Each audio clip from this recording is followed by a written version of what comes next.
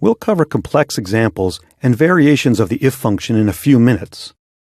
But first, a quick if function refresher. I'm determining if my travel expenses are over or within budget.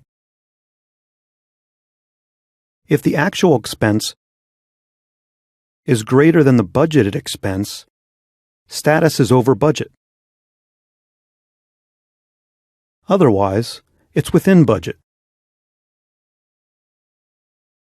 In the formula, text, like over budget and within budget, must be in quotes. And now I'm copying the formula.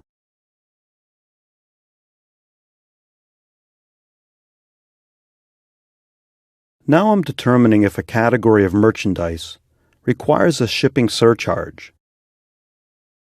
If packaging is equal to fragile, comparing text with the if function is not case-sensitive.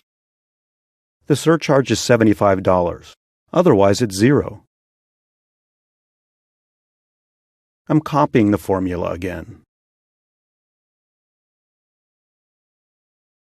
If the text has extra spaces, comparing text with a function may not return the results we expect.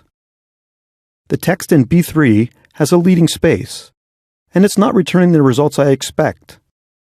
It should have a $75 surcharge because it's fragile.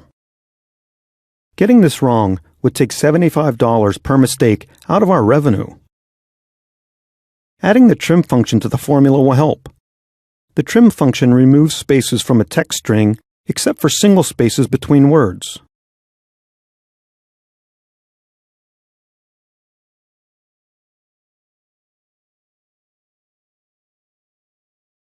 And now the formula handles extra spaces in text strings. This is the syntax or grammar of the if function. Logical test is required. It can be any expression that can be evaluated to true or false, like comparing one number or cell to another, such as C2 greater than B2. It can also be text, such as B2 equal to fragile. Value if true is optional. This is the value if the logical test evaluates to true. For example, if C2 greater than B2 is true, return over budget. If the logical test evaluates to true, and we don't provide the value for value if true, the function returns 0. Value if false is also optional. This is the value if the logical test evaluates to false. For example, if C2 greater than B2 is false, return within budget.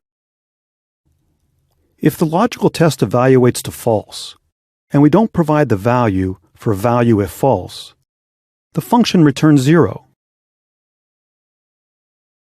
Up next, nested if functions.